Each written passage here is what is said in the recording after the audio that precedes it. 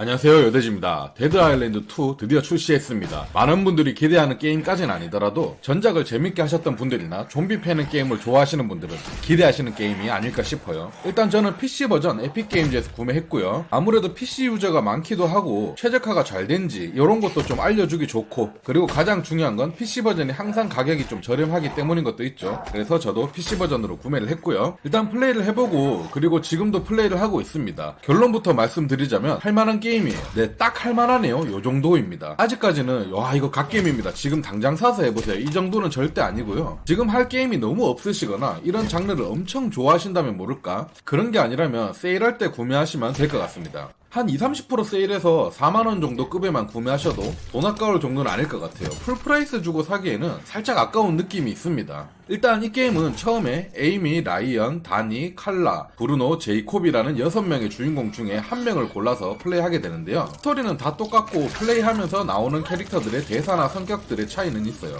이 게임 자체를 스토리는 간략하고 직선적으로 만들었고 거의 좀비와의 전투와 파밍을 주요 컨텐츠로 만든 게임이라고 하더라고요. 오히려 이렇게 딱 정해진 컨셉이 저는 오히려 더 좋다고 생각은 합니다. 스토리보다 화끈한 액션만 생각하며 게임에 집중할 수 있으니까요. 그리고 또 스토리를 엄청 중요시하게 생각하시는 분들은 일단 여기서 딱 이 게임은 나랑 안 맞구나 라고 바로 알 수 있기 때문에 오히려 이렇게 딱 정해진 게 훨씬 더 좋다고 생각돼요. 그래서 일단 게임을 진행해보니 확실히 단순 명료해서 그 점은 아주 좋았습니다. 그냥 앞으로 진행해 나가면서 닥치고 좀비들만 패 죽이고 아이템을 주워 담으면서 파밍하고 무기 업그레이드를 해나가며 더욱더 강력하게 좀비들을 패는 아주 간단한 게임입니다. 그리고 그래픽은 나름 준수한 편이고 나쁘지 않은데도 최적화는 최상입니다. 아직까지 단 한 번의 프레임 드랍이나 끊김 현상은 없었고 아주 부드럽게 잘 돌아갔어요. 그리고 요즘 게임 스타일답게 근접전 위주의 게임이었습니다. 이건 캐릭터에 따라 다른 건지는 저도 잘 모르겠는데 저는 지금 일단 에이미로 플레이 중인데 현재 3시간가량은 플레이한 것 같은데 아직도 총기는 한 번도 못 봤습니다.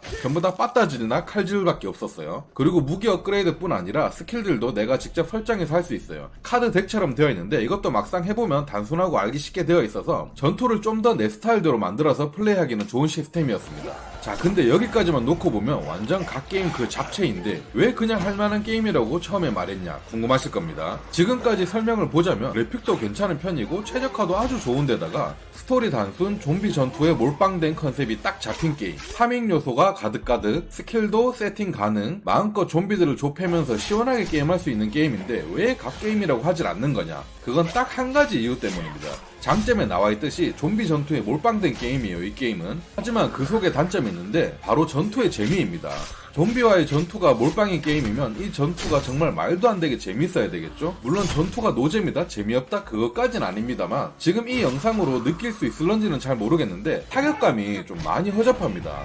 둔기나 무기로 때릴 때 진짜 내리찍는 그 쾌감이 전혀 없고요. 칼 종류로 썰 때도 써는 느낌이 전혀 없고 그냥 슉슉거리는 그냥 요정도 느낌일 뿐입니다. 그리고 발차기도 이게 발로 차는 건지 미는 건지 전혀 모르겠고요. 전체적으로 타격감이 엄청 불만족스러웠어요. 뭐 사람마다 다르겠지만 이런 게임은 딱 타격할 때 그 느낌이 가장 중요한 포인트라고 생각되거든요. 진짜 그게 너무 많이 아쉬웠습니다. 칼로 썰 때는 2배는 듯한 그런 느낌이고 둔기나 몽둥이 공격도 그냥 별 느낌이 없어요. 이건 저만 그렇게 느끼는 게 아니고 이 게임 하시는 분들은 다들 타격감이 별로라고 느끼실 것 같습니다. 그리고 스토리 진행 시 공개방으로 해놓으면 다른 사람들도 입장에서 같이 이렇게 스토리 진행하면서 플레이할 수 있는데 이 점은 상당히 좋았습니다. 요거 시스템은 좋은데 하지만 다른 사람들의 모션이 너무나 허접하게 이렇게 나와가지고 액션 같은 것들이, 그래서 게임 몰입에 상당히 방해됩니다. 그냥 혼자 하는 게 나은 것 같았어요.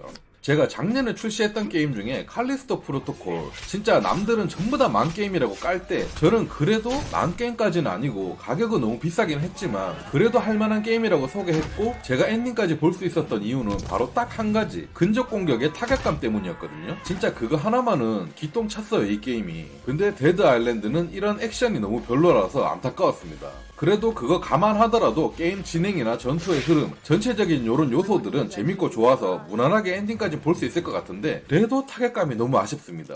정말 이런 거 보면 스토리도 개재밌게 잘 짜여져 있는데다가 액션의 타격감까지 개미친놈인 바하포는 도대체 무슨 게임인가 싶네요. 솔직히 바하포는 진짜 개미친놈 같은 게임이니까 앞으로 비교나 언급을 하면 안 될 것 같습니다. 요거는 그냥 따로 빼놓는 게 나을 것 같아요.